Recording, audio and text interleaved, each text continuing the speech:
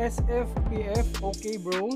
Guys, ang tinatanong niya, no, itong 361 degree one motion 2. Yes, pwede ito sa small forward, power forward, and kahit nasa DOS.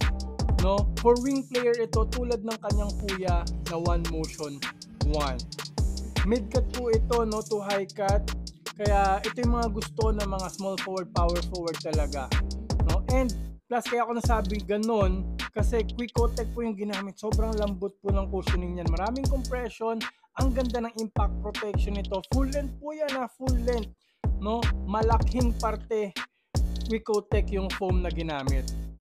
Alam naman natin yung Quick-O-Tech ginagamit lang nila sa mga pinakamamahal nilang sapatos. Ginamit nila dito. No guys, sa kanilang budget shoes. 2,200 pababa lang ito ngayon guys. Tapos nilagyan nila ng ganito.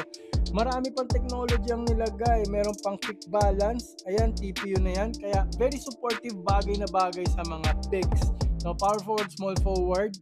And meron pang malaking torsion plate. Ayan, no? Hanggang dulo po yung torsion plate na yan. Tinatawag nilang motion zone. Ayan, no? Nakikita nyo ba? Ang laki ng torsion plate and may arch support pa. Ayan, no? So kung flat-footed ka, okay ka lang dyan. Pero ito pa, kahit nga DOS, di ba sinabi ko, very versatile talaga ng sapatos. Magaan po kasi siya. And very breathable na uppers. Mukhang premium. Tingnan nyo maayos. Hindi to mukhang 2,200 guys. 2,300. Hindi. Alam niyan. Mismatch colorway pa. Marami pa magagandang kulay dyan. Kaya pang hinihintay nyo, i-click nyo na yung yellow basket guys. Mauubos to kagad. Promise, mauubos ito kagad. Kaya click mo na now.